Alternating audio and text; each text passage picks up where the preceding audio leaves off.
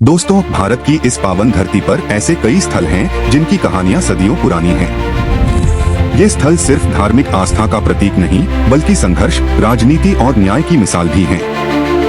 एक ऐसी भूमि है जिसने न सिर्फ करोड़ों लोगों की भक्ति को संजोया है बल्कि देश की राजनीति और समाज की दिशा भी बदल दी। इसकी गाथा में मंदिर और मस्जिद, आस्था और सत्ता, दंगे और अदालत, सबकी परछाइयां शामिल हैं। हम बात कर रहे हैं श्री राम के जन्मभूमि अयोध्या की।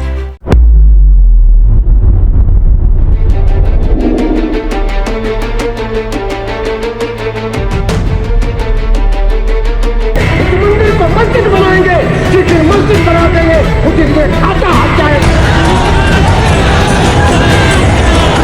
जहाँ राम का जन्म हुआ था,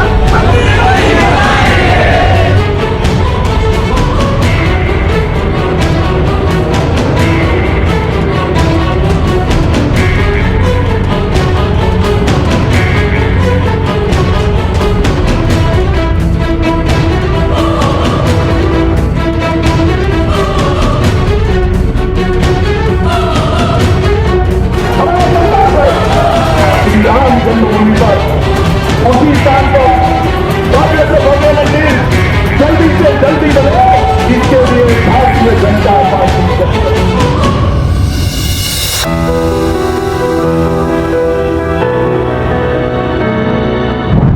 उत्तर प्रदेश के मध्य भाग में सरयू नदी के पवित्र तट पर बसा यह नगर सदियों से धार्मिक और सांस्कृतिक आस्था का केंद्र रहा है।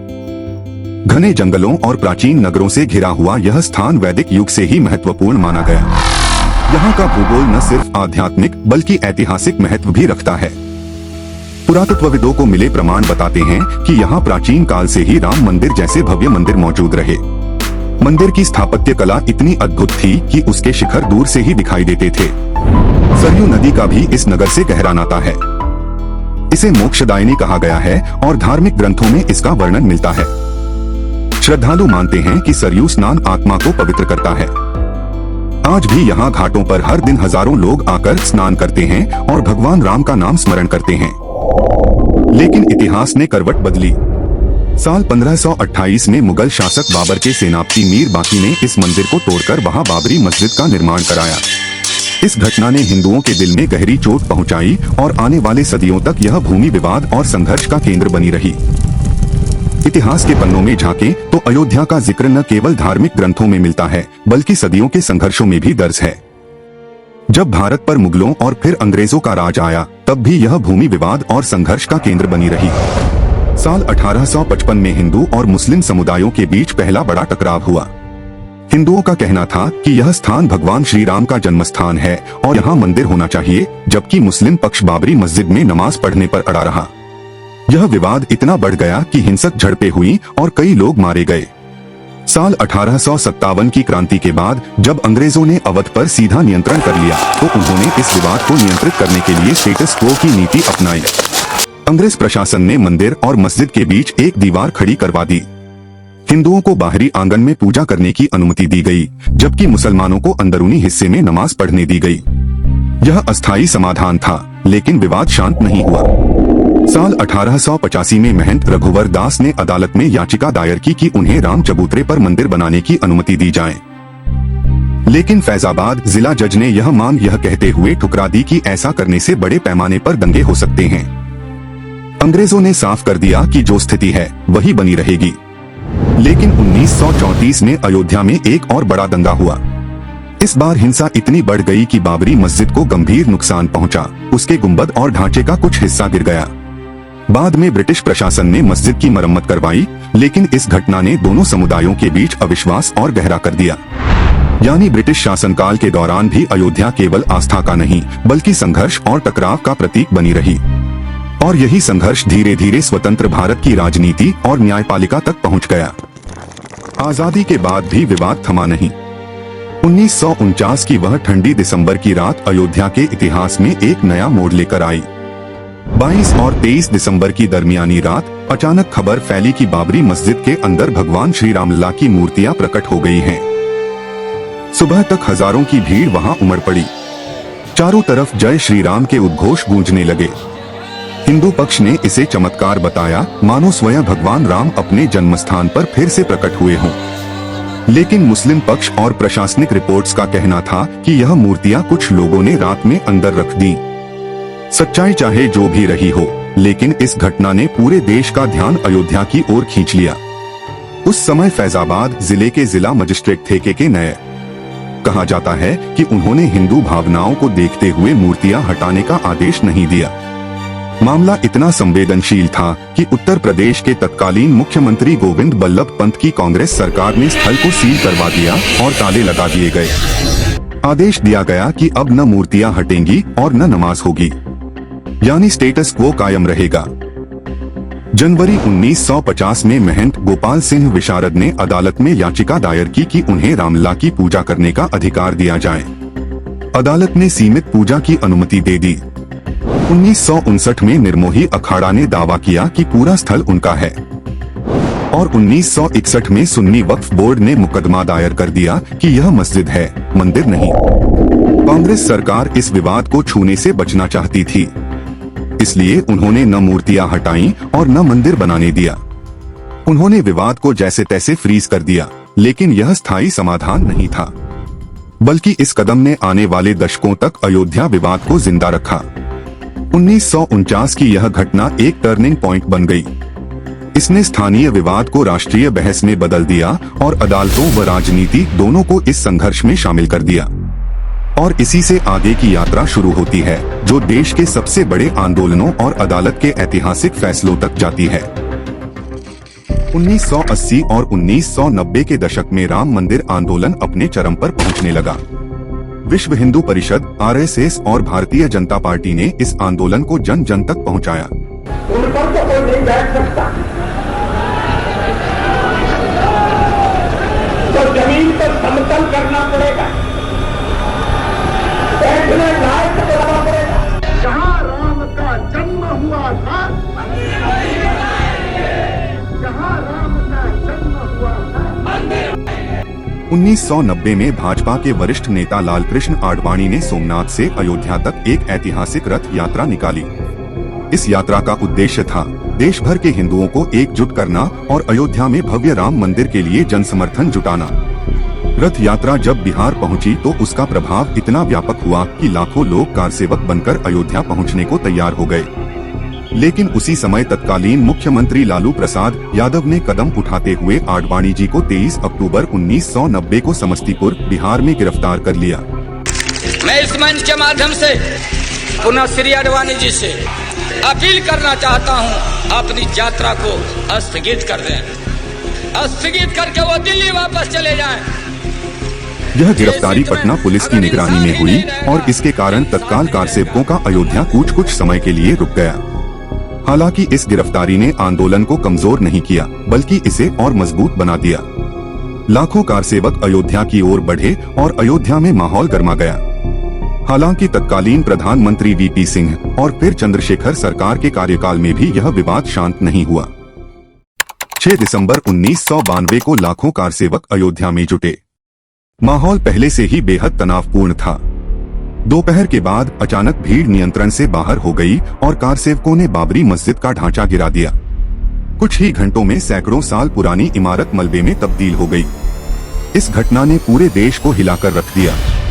अयोध्या ही नहीं, बल्कि मुंबई, दिल्ली, कानपुर, अहमदाबाद, हैदराबाद, भोपाल और देश के कई हिस्सों में हिंसा भड़क उठी। हिंदू और मुस्लिम समुदायों के बीच भयानक दंगे हुए। सिर्फ मुंबई में ही दिसंबर 1992 से लेकर जनवरी 1993 तक चले दंगों में हजारों लोग मारे गए और लाखों लोग बेघर हो गए। यह सिर्फ भारत तक सीमित नहीं रहा।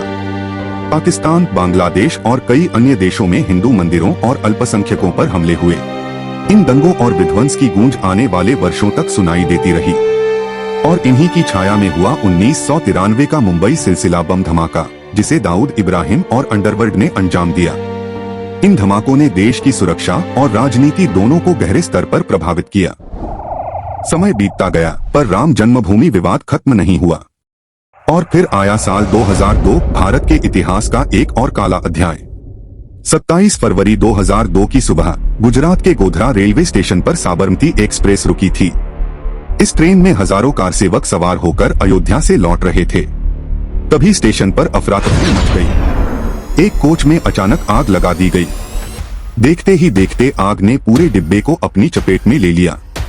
इस हादसे में 59 कार सेवक, जिनमें महिलाएं और बच्चे भी शामिल थे, जिंदा जलकर मौत के घाट उतर गए। जलते हुए डिब्बे की वह तस्वीरें आज भी लोगों की रूह कंपा देती हैं। गोधरा कांड की यह घटना पूरे देश को हिलाकर रख देने वाली थी। इसकी खबर फैलते ही पूरे गुजरात में माहौल विस्फोटक हो गया। जगह जगह हिंसा भड़क उठी, सांप्रदायिक दंगे शुरू हो गए। घरों, दुकानों, धार्मिक स्थलों को आग के हवाले कर दिया गया। निर्दोष लोगों की जानें गईं। अनुमान है कि इन दंगों में हजारों लोग मारे गए, जिनमें बड़ी संख्या मुस्लिम समुदाय की थी। गुजरात दंगे केवल मौत और तबाही की कहानी नहीं थे, बल्कि उन्होंने भारतीय राजनीति और समाज में गहरी खाई भी छोड़ दी। विपक्षी दलों ने तत्कालीन राज्य सरकार की भूमिका पर सवाल उठाए। कई मानवाधिकार संगठनों और अंतर्राष्ट्रीय एजेंसियों ने इन दंगों की आलोचना की। अदालतों में भी कई केस चले और विशेष जांच दलों (सिट) का गठन हुआ। लेकिन इस त्रासदी के बीच गोधरा कांड और उसके बाद के दंगे इस बात का प्रतीक बन गए कि अयोध्या विवाद केवल एक मंदिर या मस्जिद का मुद्दा नहीं था, बल्कि इसने राजनीति, समाज और आने वाले चुनावों को भी गहराई से प्रभावित किया। यह वह समय था जब पूरा भारत एक चौराहे पर खड़ा दिखाई देता था, धर्म और राजनीति के बीच संतुलन बनाने के संघर्ष में। इसके समानांतर अदालतों में भी लंबी और जटिल कानूनी लड़ाई चलती रही। 2010 में इलाहाबाद हाई कोर्ट ने विवादित भूमि को 3 हिस्सों में बांटने का फैसला सुनाया। एक हिस्सा रामलला विराजमान को, एक हिस्सा सुन्नी वक्फ बोर्ड को और तीसरा हिस्सा निर्मोही अखाड़ा को। लेकिन यह फैसला सभी के लिए संतोषजनक नहीं था। राजनीतिक बयानबाजी ने माहौल और गर्म कर दिया। कुछ नेताओं ने कहा कि विवादित स्थल पर मंदिर बनाने के बजाय यहाँ अस्पताल, स्कूल या अन्य सार्वजनिक सुविधा बननी चाहिए थी।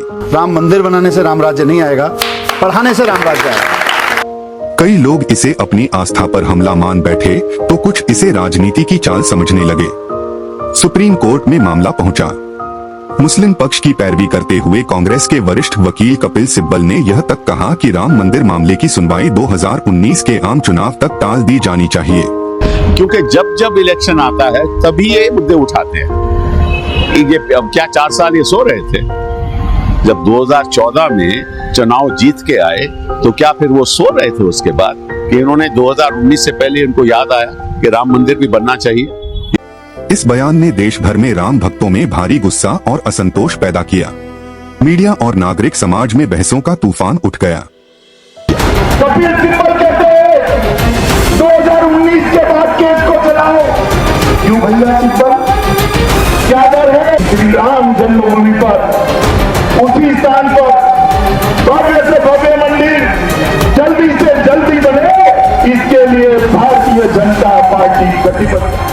9 नवंबर 2019 को सुप्रीम कोर्ट ने सर्वसम्मति से ऐतिहासिक फैसला सुनाया।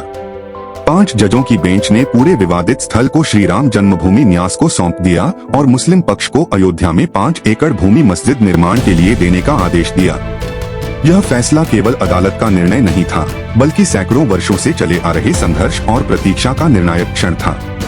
और फिर वह क्षण आया जिसका इंतजार पीढ़ियों ने किया था। 22 जनवरी 2024 को अयोध्या में भगवान श्री राम के भव्य मंदिर का उद्घाटन हुआ। प्रधानमंत्री नरेंद्र मोदी ने मंदिर में भूमि पूजन और प्राण प्रतिष्ठा संपन्न कराई। देश भर से लाखों श्रद्धालु इस दिव्य अवसर के साक्षी बने। मंदिर की भव्यता, शानदार नक्काशी और गुंबदों की शान देखकर हर भक्त की आंखें भर आईं। मंदिर में स्थापित भगवान श्री राम की मूर्ति विशेष रूप से तैयार की गई थी। इसे प्राचीन शिल्पकला और आधुनिक तकनीक के मेल से बनाया गया। मूर्ति का प्रत्येक अंग, हर मुखमंडल और आभूषण अत्यंत सटीक और सुंदर ढंग से तैयार किया गया, ताकि भक्तों को दर्शन मात्र से ही आध्यात्मिक अनुभव हो। मूर्ति की स्थापना में देश भर के अनुभवी शिल्पकार और तांत्रिक मंत्रियों ने भाग लिया, ताकि यह शुद्ध, पवित्र और धार्मिक मान्यताओं के अनुसार हो। यह क्षण केवल एक मंदिर का उद्घाटन नहीं था।